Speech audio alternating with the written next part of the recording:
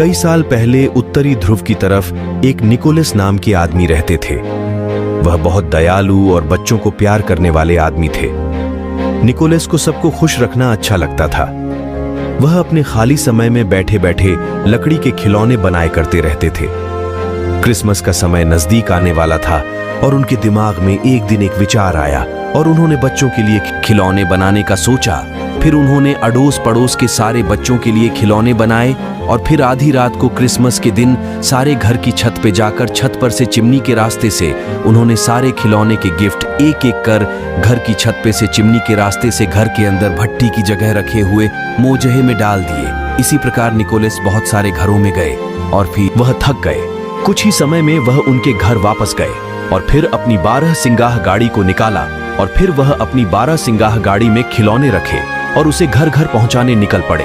मगर उनकी वह 12 सिंगाह गाड़ी थोड़े आगे जाते हैं बर्फ में फंस गई। बाद में उन्होंने बहुत कोशिश की मगर वह गाड़ी बर्फ से बाहर नहीं आई।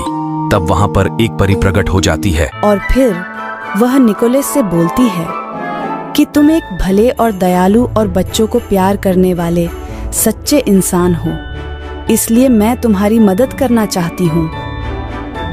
परी ने 12 सिंगाह को छुए और बोली, अब यह तुम्हारे 12 सिंगाह अब साधारण नहीं रहे, अब यह आसमान में उड़ भी सकते हैं। वो प्रसन्न हो गए और बोले, हाँ हाँ हाँ हाँ, मेरी क्रिसमस हैप्पी न्यू ईयर।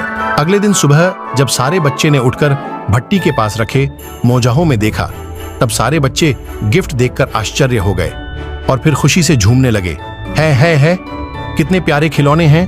और इसी प्रकार आरंभ हुई निकोलस की कहानी।